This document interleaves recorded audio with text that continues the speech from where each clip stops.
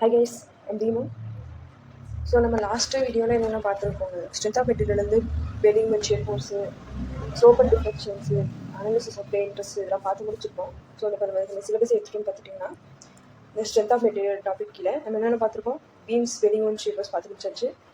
And என்ன பார்த்துருக்கோம், slope and deflection பார்த்தாச்சு, அனாலிசிஸ் ஆஃப் பெயின் ஸ்ட்ரெஸ் பார்த்து முடிச்சாச்சு.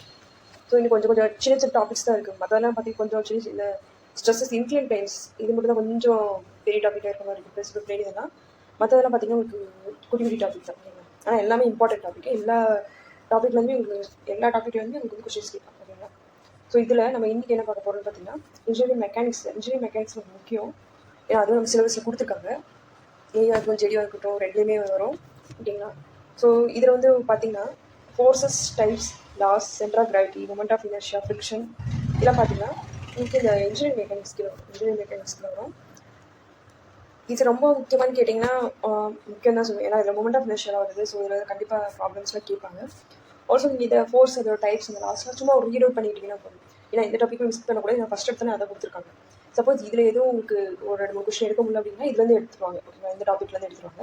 ஸோ அதனால் எந்த டாப்பிக்கையும் ஸ்கிப் பண்ணாதீங்க. சும்மா நீங்கள் ரீட் அவுட் பண்ணிக்கிட்டீங்கன்னா போதும். ஸோ இன்றைக்கி என்ன பார்க்க போகிறோம்னா நம்ம இந்த முக்கியமான இந்த லாஸ் பற்றி தான் பார்க்கணும். ஸ்டார்டிங்லேருந்து பார்க்குறோம், லாஸ் பற்றி தான் பார்க்க போகிறோம். ஓகேங்களா?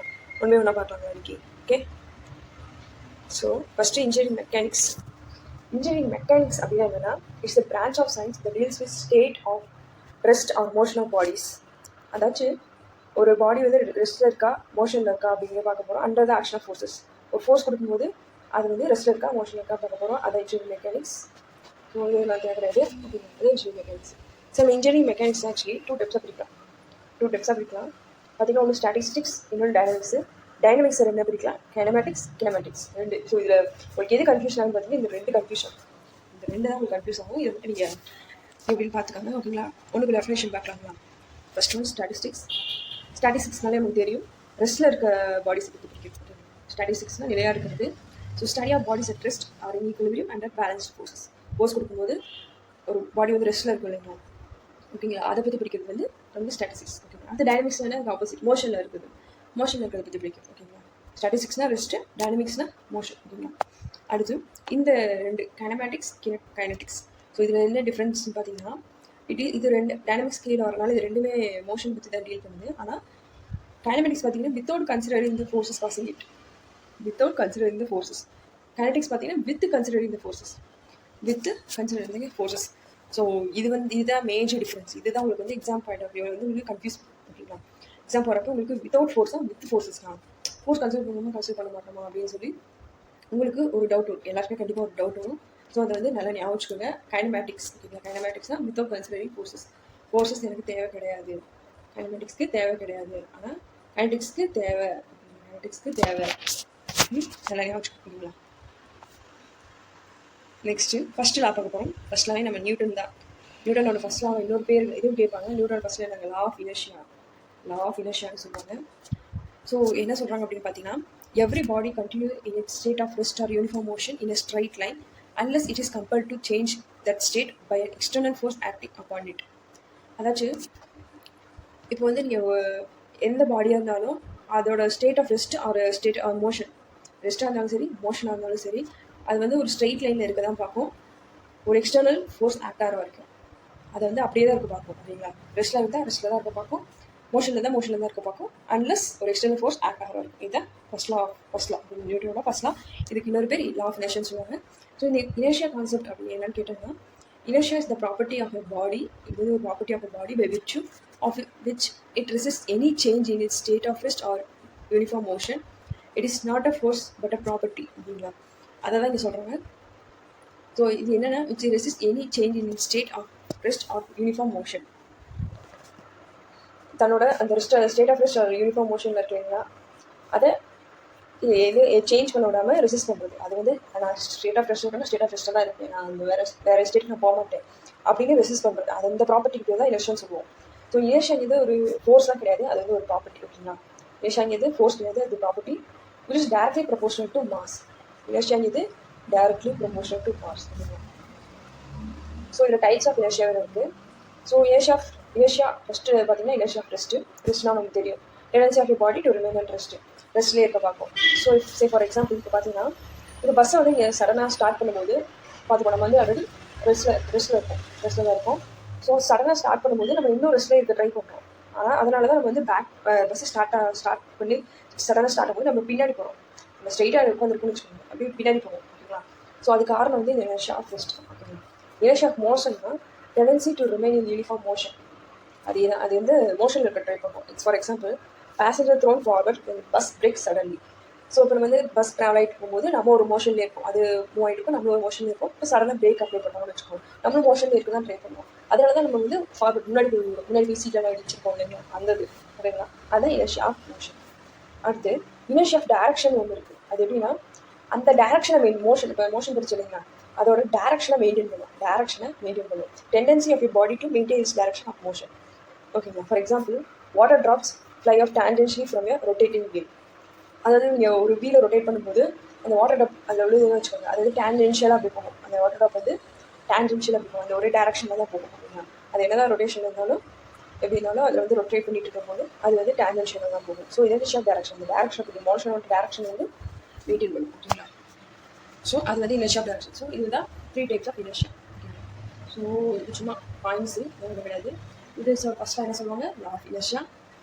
பாடி at its rest has inertia of rest இருக்கும். மோஷனில் இருக்கிறது இனர்ஷியா ஆஃப் மோஷன். ஸோ இனர்ஷியாங்கிறது ஒரு ஸ்கேலர் குவான்டிட்டி, இது வந்து நோ டைரக்ஷன். ஓகேங்களா? நம்ம ஃபஸ்ட்டு என்ன scalar quantity and vector quantity எப்படி என்ன தெரியும். ஸ்கேலர்னு பார்த்தீங்கன்னா உங்களுக்கு வந்து வெறும் மேக்னிடியூட் மட்டும் தான் இருக்கும். வெக்டர் பார்த்தீங்கன்னா உங்களுக்கு மேக்னிடியூட் ப்ளஸ் டைரக்ஷன் ரெண்டும் இருக்கும். ஓகேங்களா? இதுதான் ரெண்டுக்கும் டிஃப்ரென்ஸ். ஸோ ஃபார் எக்ஸாம்பிள், இப்போ ஃபோர்ஸ்லாம் எடுத்துக்கிட்டிங்கன்னா வச்சுக்கோங்க, ஃபோர்ஸ் படிக்கிறோம் இல்லைங்களா, ஃபோர்ஸ்லாம் பார்த்தீங்கன்னா அதுக்கு மேக்னிடியூடும் இருக்கும், டைரக்ஷன் இருக்கும். ஆல்சோ அது வந்து பாயிண்ட் ஆஃப் அப்ளிகேஷன் இருக்கும். அது நான் இன்னொன்று சொல்லும்போது சொல்கிறேன். ஸோ நான் ஃபார் எக்ஸாம்பிள் இது சொல்கிறேன், வெக்டருக்கு. ஓகேங்களா? ஸோ ஸ்கேலார் வந்து மேக்னிடியூட் மட்டும் தான் உங்களுக்கு இருக்கும், அதுக்கு வந்து டைரக்ஷன்லாம் கிடையாது. ஓகேங்களா? The first law defines the concept of force. Force is needed to change the state. அதாச்சு ஃபோர்ஸோட கான்செப்ட் தான் ஃபஸ்ட்டில் சொல்லுது. என்ன சொல்கிறாங்கன்னா, ஒரு ஸ்டேட் சேஞ்ச் பண்ணணும் பார்த்தீங்கன்னா நமக்கு ஃபோர்ஸ் தேவைப்படுது. ஃபோர்ஸ் நமக்கு தேவைப்படுதுன்னு சொல்லிட்டு ஃபஸ்ட். ஸோ நெக்ஸ்ட்டு லா பார்த்தோன்னா Newton second law of motion. இல்லைங்களா? Newton second law of motion இன்னொரு பேர் என்ன சொல்லுவாங்கன்னா லா ஆஃப் மொமெண்டம்னு சொல்லுவாங்க. இப்போ ஃபர்ஸ்ட் லா என்ன சொல்லுவோம், லா ஆஃப் இனர்ஷியான்னு சொன்னாங்க. அதே மாதிரி இது வந்து லா ஆஃப் மொமெண்டம்னு சொல்லுவாங்க. ஸோ என்ன சொல்கிறாங்கன்னா, rate of change of moment இருக்குங்களா, அது வந்து directly proportional to applied force. ஓகேங்களா? Rate of change of moment வந்து அப்ளைட் ஃபோர்ஸ்க்கு டேரக்ட்லி ப்ரொபோர்ஷனலாக இருக்கும். இதுதான் வந்து செகண்ட் லா சொல்லுது. ஸோ இதில் பார்த்தீங்கன்னா, ஸோ இதை எடுத்துட்டோம்னா momentum, rate of change of momentum இருக்குங்களா, is directly proportional to force. ஓகேங்களா? ஸோ F = dp/dt வரும். ஸோ இந்த P வர இடத்துல அதான் லீனியர் மூமெண்டம். Pங்கிறது மாஸ் இன்ட்டு வெலாசிட்டி, மூமெண்டம்ங்கிறது மாஸ் இன்ட்டு வெலாசிட்டி. ஓகேங்களா? ஸோ இதை வந்து நீங்கள் இந்த இடத்துல அப்ளை பண்ணீங்கன்னு பார்த்தீங்கன்னா, இப்போ F dpக்கு பதிலாக mv போகிறோம், mass into velocity divided by dp. So இதை டிஃப்ரென்ஷியேட் பண்ணிங்கன்னா m வந்து வெளியே எடுத்துடும், m dv/dtன்னு வரும். ஸோ இது வந்து rate of change of velocity. So rate of change of வெலாசிட்டிங்கிறது ஆக்சலரேஷன் வரும். So F = m × a. So இதுதான் பார்த்தீங்கன்னா இங்கே கொடுத்துருப்பாங்க, F = m × a. இந்த ஃபார்முலாவுக்கான ரீசன் இதுதான். ஓகேங்களா? F = m, இந்த ஃபார்முலா முக்கியம். ஓகேங்களா? F = ma. ஸோ இதில் Fங்கிறது ஃபோர்ஸு, சிம்பிள் என்ன பார்த்தீங்கன்னா நியூட்டன். ஓகே, யூனிட் வந்து நியூட்டனு. அடுத்து எம்னா மாசு, கேஜி, ஆக்சலரேஷன், ஆக்சலரேஷன் மீட்டர்/செகண்ட் ஸ்கொயர். ஓகேங்களா? இப்போ இதெல்லாம் ஒவ்வொன்றுக்கும் யூனிட் கொடுத்துருப்பாங்க. ஃபோர்ஸ் யூனிட் வந்து நியூட்டன் சொல்லுவோம் இல்லைங்களா. ஒரு நியூட்டன்கிறது என்ன சொல்லுவோம்னா 1 kg மீட்டர்/செகண்ட் ஸ்கொயர். நான் ஞாபகம் வச்சுக்கோங்க, 1 நியூட்டன்கிறது என்னது, 1 kg metre second square. So otherwise 1 kgfங்கிறது 9.81 நியூட்டன். 1 kgf is 9.81 newton. ஓகேங்களா? இது ரொம்ப முக்கியம். ஸோ யூனிட் கன்வர்ஷன் பண்ணும்போது இது யூஸ் ஆகும், இதனால ஞாபகம் வச்சுக்கோங்க. ஓகேங்களா? ஸோ அதே மாதிரி இதில் வந்து பார்த்தீங்கன்னா இந்த டைமென்ஷன் கேட்பாங்க. இந்த 1 நியூட்டன் இருக்குங்களா, நியூட்டனுக்கு டைமென்ஷன் கேட்பாங்க. அப்படின்னா kg மீட்டர்/செகண்ட் ஸ்கொயரா, kg மீட்டர்/செகண்ட் ஸ்கொயர் கரெக்டுங்களா? ஸோ இதில் கேஜிங்கிறது என்ன ரெப்ரசென்ட் பண்ணுவோம், கேஜிங்கிறத எம்னு ரெப்ரசென்ட் பண்ணுவோம், மீட்டருங்கிறது எல், செகண்ட் ஸ்கொயருங்கிறது டி ஸ்கொயர் வரும். அப்போ என்ன வரும், mL/T⁻². டைமென்ஷனும் கேட்பாங்க. mL/T⁻², இந்த மாதிரியும் கேட்பாங்க. ஃபோர்ஸ்க்கு டைமென்ஷன் என்ன, இது ஒரு ஆப்ஷன். நமக்கு வந்து நியூட்டன் மட்டும் தான் தெரியும், நியூட்டன் ஃபோர்ஸ்க்கு நியூட்டன் மட்டும் தான் தெரியும், இதெல்லாம் நமக்கு தெரியாது. ஸோ இது கண்டிப்பாக கேட்பாங்க எக்ஸாம். ஓகேங்களா? நோட் பண்ணிக்கோங்க. நெக்ஸ்ட் பார்த்தீங்கன்னா வெயிட்டுங்கிறது என்னது, m/g தான் வெயிட்டு. ஜிங்கிறது 9.81 மீட்டர்/செகண்ட். இது தெரிஞ்சிடலாம். அடுத்து இம்பல்ஸ் மூமெண்டம். அப்போ நம்ம இங்கே பார்த்தது வந்து லீனியர் மூமெண்டம், இது இம்பல்ஸ் மூமெண்டம். ஸோ சும்மா பார்த்து வச்சுக்கோங்க, F = m × v - v. தேவை கிடையாது, சும்மா தெரிஞ்சு வச்சுக்கோங்க இம்பல்ஸ் மூமெண்டம். நெக்ஸ்ட்டு இது நமக்கு தெரியும் 1 கிலோ நியூட்டன்னா 1000 நியூட்டன், 1 மெகா நியூட்டன்னா 10⁶ நியூட்டன். இது நமக்கு எல்லாம் தெரிஞ்சிடும். ஓகேங்களா? ஸோ இதெல்லாம் தேவை கிடையாது. ஸோ இதில் உங்களுக்கு தெரிஞ்ச வேண்டியது இந்த ஃபார்முலா தான். இந்த ஃபார்முலா தான் முக்கியம். ஃபிசிக்கல் டு எம்ஏங்கிற ஃபார்முலா, அந்த இந்த ஃபோர்ஸ்க்கான யூனிட், இந்த யூனிட், இது 2 தான் முக்கியம். ஓகே, அந்த 2 தான் ரொம்ப ரொம்ப இம்பார்ட்டன்ட். ஸோ அந்த definition rate of change of மொமெண்ட்ங்கிறது directly proportional to applied force, இந்த வேர்டிங். ஓகேங்களா? இதுதான் முக்கியம். இதுதான் கேட்பாங்க செகண்ட் லா பொறுத்த வரைக்கும், law of momentum. So next law, third law, நியூட்டன்ஸோட தேர்ட் லா. இது எல்லாத்துக்கும் தெரிஞ்சலா தான். For every action there is an equal and opposite reaction. ஓகேங்களா? ஸோ இதில் இந்த ஆக்ஷன் ரியாக்ஷன் இருக்கு இல்லைங்களா, இந்த ஆக்ஷன் ரியாக்ஷன் ரெண்டுமே பார்த்தீங்கன்னா ஈக்குவல் இன் மேக்னிடியூட், ஒரே மேக்னிடியூடாக தான் இருக்கும். ஓகேங்களா? ஆனால் ஆப்போசிட் இன் டேரக்ஷன், இது ஒரு டேரக்ஷனில் அப்ளை ஆகும், இது ஒரு டேரக்ஷனில் அப்ளை ஆகும். ஓகேங்களா? வேறு டேரக்ஷனில். அதேமாதிரி the act of different bodies. இந்த ரெண்டு ஃபோர்ஸுமே ஆக்ஷன் ரியாக்ஷனும் சேம் பாடி கிடையாது, டிஃப்ரெண்ட் பாடிஸ். அதே மாதிரி ஒரே நேரத்தில் தான் ஆக்ட் ஆகும். சிமில்டேனியஸ்லினா ஒரே நேரத்தில் தான் ஆக்ட் ஆகும். ஒன்று முன்னாடி பின்னாடி இதெல்லாம் கிடையாது. இது நடக்கும்போது இது சேம் டைம் இதுவும் நடக்கும் சிமில்டேனியஸ்லி. ஓகேங்களா? ஸோ ஃபார் எக்ஸாம்பிள், நம்ம படித்தது இப்போ ராக்கெட்டில் போகும்போது பார்த்தீங்கன்னா, ராக்கெட் மேலே போகும், கீழே வந்து அந்த ஹாட் கேஸஸ் கீழே வரும் இல்லைங்களா, அது ஆக்ஷன் அண்ட் ரியாக்ஷன். ஓகேங்களா? அதேமாதிரி வாக்கிங் போகும்போது நீங்கள் வந்து ஃபுட்டை வந்து புஷ் பண்ணுறீங்க, கீழே கிரவுண்டில் புஷ் பண்ணுறீங்க. ஆனால் நீங்கள் ஃபுட் வந்து மேலே போகும், கிரவுண்ட் வந்து அது மேலே புஷ் பண்ணும். ஸோ அது வந்து ஒன்று. அதேமாதிரி ஸ்விம்மிங் பண்ணும்போது வாட்டர் வந்து பேக்வேர்டில் போகும், நீங்கள் வந்து முன்னாடி போவீங்க, ஃபார்வேர்டில் போவீங்க. அதேமாதிரி கன் ரீகாயில், அது பார்த்தீங்கன்னா புல்லட் வந்து முன்னாடி போகும். அதேமாதிரி கன் ஷூட் பண்ணும்போது பார்த்தீங்கன்னா புல்லட் முன்னாடி போகும், கன் வந்து பின்னாடி கொஞ்சம் வரும். ஓகேங்களா? அது வந்து உங்களுக்கு எதை பொறுத்துன்னா பார்த்தீங்கன்னா நியூட்டனோட தேர்ட் லா பொறுத்து. ஓகேங்களா? ஸோ அதான் சொல்கிறாங்க. இது எல்லாத்தையும் தெரிஞ்சது தான், ஈஸி தான். ஓகேவா? Next Newton's law of gravitation. இது என்னன்னு பார்த்தீங்கன்னா, எவ்ரி பார்ட்டிகிள்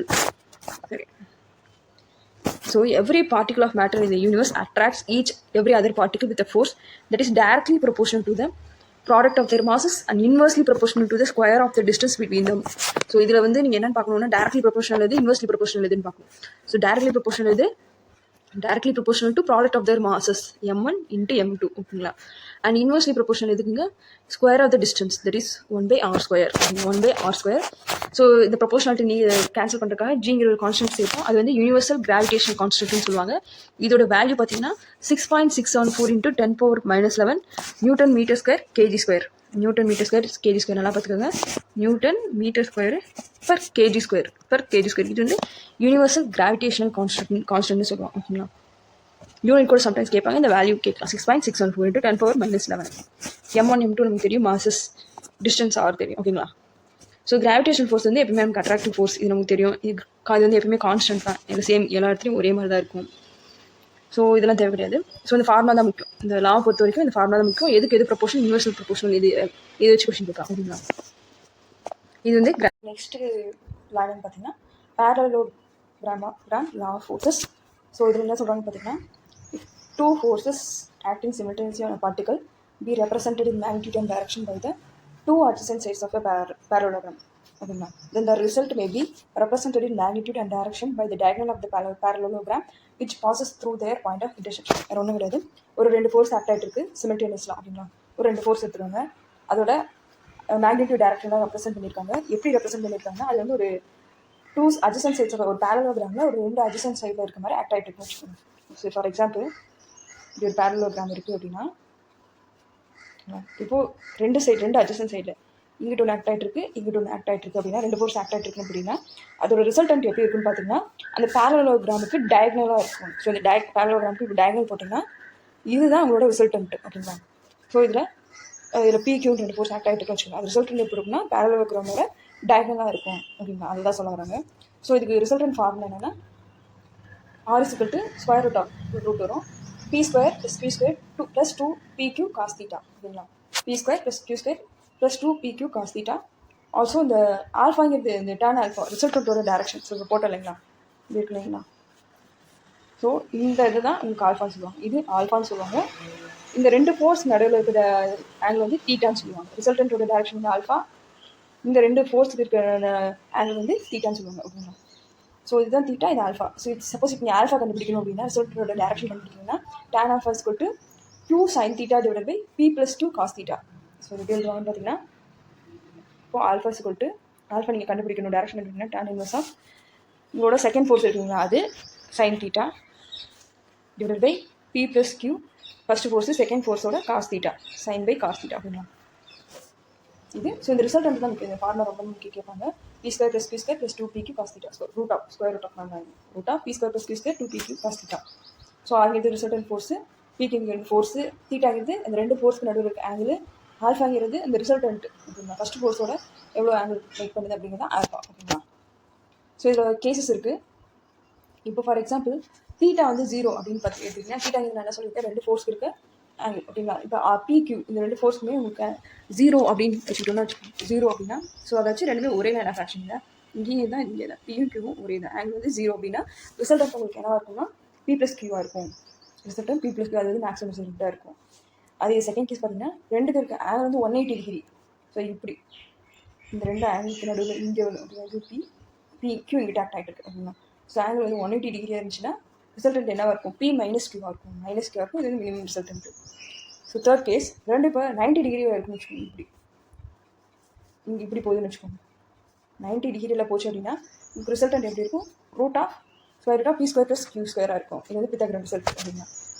அதே இது இப்போ உங்களுக்கு பியும் கியூவும் சேமாக இருக்குது, பியும் கியூவும் சேமாக இருக்குது. ஆல்சோ உங்களுக்கு தீட்டா வந்து 60 டிகிரி. இது வந்து ஒரு ஸ்பெஷல் கேஸு. இது தப்பாக கொடுத்துருங்க. ரிசல்ட் வந்து இப்படி கிடையாது. ரிசல்டன்ட் எப்படி இருக்குன்னு பார்த்தீங்கன்னா உங்களுக்கு பி ரூட் 3 வரும் ஓகேங்களா. பி ரூட் 3 ஒரு ரிசல்டன்ட்டு. தீட்டா வந்து 60 டிகிரி தான் இருக்கும். அதே மாதிரி உங்களுக்கு ஆல்ஃபா வந்து 30 டிகிரின்னு கிடைக்கும். இதில் பாதியாக கிடைக்கும். இந்த தீட்டா இருக்குங்களா, தீட்டா = 60/2 = 30 டிகிரின்னு உங்களுக்கு கிடைக்கும் ஆல்ஃபா ஓகேங்களா. இதுதான் ரிசல்டன்ட்டு. ஸோ இது வந்து ஈக்குவலேட்டர் ட்ரையாங்கிள் கேஸ் சொல்லுவாங்க. அதாச்சும் ட்ரையாங்கிள் அப்படி என்னன்னு பார்த்தீங்கன்னா, if forces are arrange head to tail the closing side represents the resultant. அதாச்சும் இப்போ ஃபோர்ஸ் வந்து இப்போ பிங்கிற ஃபோர்ஸ் ஆக்ட் ஆகிட்டு இருக்கு. இதோட ஹெட் போர்ஷன்லேருந்து ஒரு ஃபோர்ஸ் கியூ இல்லை, இதோட க்ளோசிங் சைடு இருக்கு இல்லைங்களா, இந்த க்ளோசிங் சைடு இருக்கு இல்லைங்களா, இதுதான் உங்களுக்கு வந்து ரிசல்டன்ட்னு சொல்லுவாங்க ஓகேங்களா. வேறு ஒன்றும் கிடையாது. ஸோ நெக்ஸ்ட் லா பார்த்தீங்கன்னா sine law and cosine law. Sine law and cosine law. So இது வந்து நம்ம எதுக்கு யூஸ் பண்ணோம்னு பார்த்தீங்கன்னா, இப்போ ஒரு ட்ரையாங்கிள் கொடுத்துட்டாங்க அப்படின்னா அதோட சைடு கண்டுபிடிக்கனாலும் ஒரு ஆங்கிள் கண்டுபிடிக்கனாலும் இந்த லா வச்சு கண்டுபிடிக்கலாம் அப்படிங்களா. ஸோ இது கரெக்டாக கொடுக்கல, நான் தனியாக போகிறேன் எனக்கு. இப்போ சைன் லா எடுத்துக்கிட்டீங்கன்னா சைன் லாவை இன்னொரு லா என்னன்னு சொல்லுவாங்கன்னா ட்ரையாங்கிள் லா அப்படின்னு சொல்லுவாங்க. சைன் லாவை இன்னொரு லாவை ட்ரையாங்கிள் லா அப்படின்னு சொல்லுவாங்க ஓகேங்களா. ஸோ ஃபார் எக்ஸாம்பிள் இப்படி ட்ரையாங்கிள் இருக்குன்னா இதோட சைட்ஸ் பார்த்தீங்கன்னா ஏ பி சி, இது வந்து சைட்ஸ். ஆங்கிள் எடுத்துக்கிட்டிங்கன்னா alpha beta and then gamma இருக்குது அப்படின்னா இது ஃபார்முலா பார்த்தீங்கன்னா A/sin ஆல்ஃபா, இதோட opposite angle sin alpha = B/, இதுக்கு ஆப்போசிட் என்ன இருக்குது beta, so sine beta and then C/gamma sin gamma opposite angle ஓகேங்களா. ஸோ இந்த ஃபார்முலா ரொம்ப ரொம்ப முக்கியமான ஃபார்முலா. இதை பேஸ் ஃபார்முலா சைன் லாக்கு. ஸோ எப்படி கேட்பாங்க அப்படின்னா இந்த ஒரு 2 சைட்ஸ் கொடுப்பாங்க. 2 சைட்ஸ் ஆர் 1 ஆங்கிள் அப்படி கொடுத்துட்டாங்கன்னா நீங்கள் இந்த ஆங்கிள் கண்டுபிடிச்சு ஆல்ஃபா ஆங்கிள் கண்டுபிடிச்சிடலாம் ஓகேங்களா. இல்லை அப்படின்னா உங்களுக்கு வந்து 2 ஆங்கிள் ஒரு சைடு கொடுத்துட்டாங்கன்னா இன்னொரு சைடை நீங்கள் கண்டுபிடிச்சிக்கலாம். ஸோ அதுக்காக தான் இந்த ஃபார்முலா யூஸ் ஆகுது. இந்த ஃபார்முலா வந்து ரொம்ப முக்கியம். ஏபிசிங்கிறது நமக்கு சைட்ஸு, ஆல்ஃபா பீட்டா காமாங்கிறது அதோட ஆப்போசிட் ஆங்கிள். ஸோ அடுத்து கொசைன் லா இன்னொரு லா என்னன்னு சொல்லுவாங்கன்னு பார்த்தீங்கன்னா parallelogram லா அப்படின்னு சொல்லுவாங்க. என்னன்னு சொல்லுவாங்க, parallelogram லா.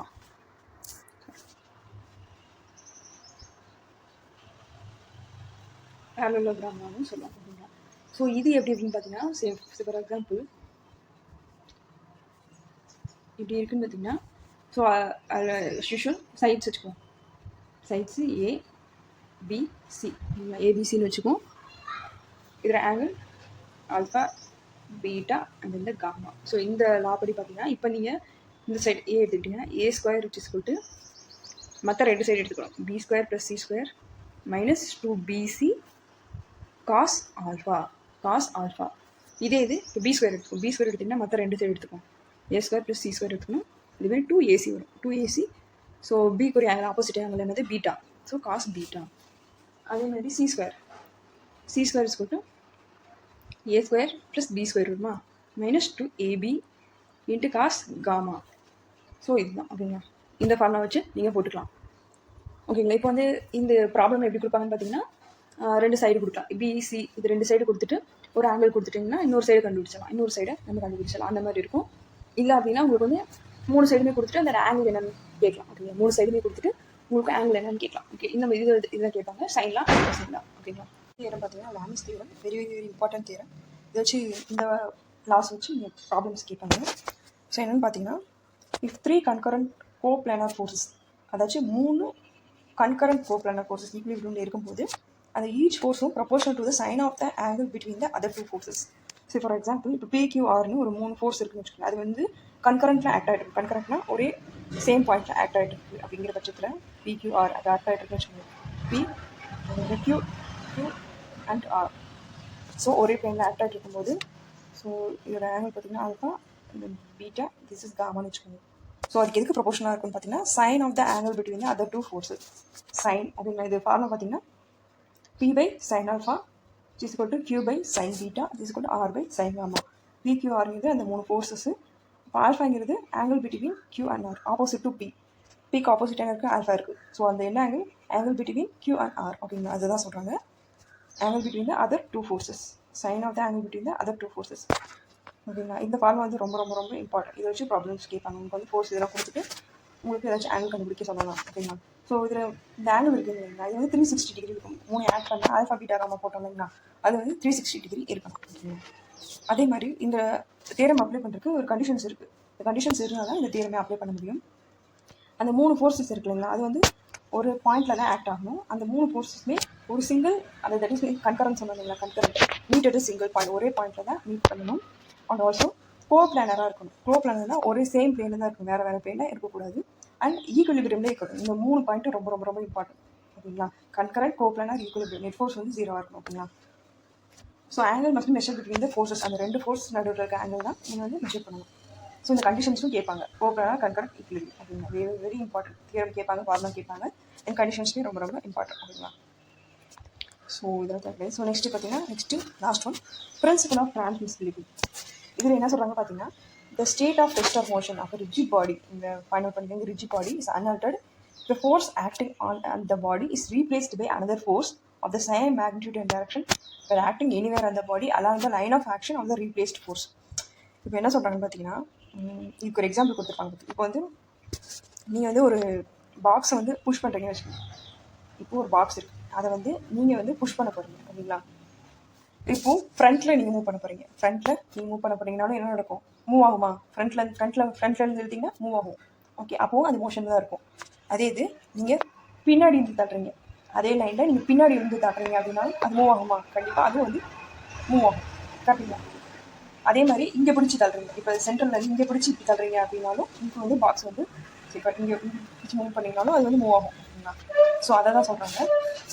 நீங்கள் வந்து ஒரு ரிஜிட் பாடி வந்து மோஷன் ஆர் ரெஸ்ட்டில் இருக்கும்போது அது ஃபோர்ஸ் ஆக்ட் ஆகிட்டு இருக்கு இல்லைங்களா, அதை வந்து ரீப்ளேஸ் பண்ண முடியும். அந்த ரீப்ளேஸ் பண்ணுற ஃபோர்ஸ் எப்படி இருக்குன்னு பார்த்தீங்கன்னா, same magnitude, same direction and same line of action. இந்த 3 பாயிண்ட் ரொம்ப ரொம்ப முக்கியம் ஓகேங்களா. ஒரு பாடி வந்து ஒரு ரிஜிட் பாடி வந்து ரெஸ்ட்லேயோ ஒரு மோஷன்லையோ எதுவாக இருக்கும் போதுமே அதில் ஒரு ஃபோர்ஸ் ஆக்ட் ஆகிட்டு இருக்கும் இல்லைங்களா, அந்த ஃபோர்ஸை இன்னொரு ஃபோர்ஸை வச்சு நீங்கள் வந்து ரீப்ளேஸ் பண்ண முடியும். அந்த ரீப்ளேஸ் பண்ணுற ஃபோர்ஸ் எப்படி இருக்கணும், சேம் மேக்னிடியூடாக இருக்கணும், சேம் டைரக்ஷனில் இருக்கணும், சேம் லைன் ஆஃப் ஆக்ஷனில் இருக்கணும். இந்த 3 பாயிண்ட் ரொம்ப ரொம்ப முக்கியம் ஓகேங்களா. ஸோ அதான் சொல்லியிருக்காங்க. So force can be moved to any point along its line of action. The external effect remains unchanged. ஓகேங்களா. அந்த ஃபோர்ஸ் வந்து நீங்கள் எங்கே வேணாலும் அப்ளை பண்ணிக்கலாம், along its line of action apply பண்ணணும். அதோட எக்ஸ்டர்னல் எஃபெக்ட்ஸ் வந்து அதனால் வந்து சேஞ்ச் பண்ண முடியாது. ஸோ நீங்கள் எந்த இடத்துல நீங்கள் ஃபோர்ஸ் அப்ளை பண்ணாலும் அது மூவ் ஆக தான் போகும் ஓகேங்களா. Same line of action. இது வந்து only apply to rigid bodies தான் ஓகேங்களா, only apply to rigid bodies. So இதனால் இன்டர்னல் எஃபெக்ட்ஸ் வந்து கொஞ்சம் சேஞ்ச் ஆகும் ஓகேங்களா.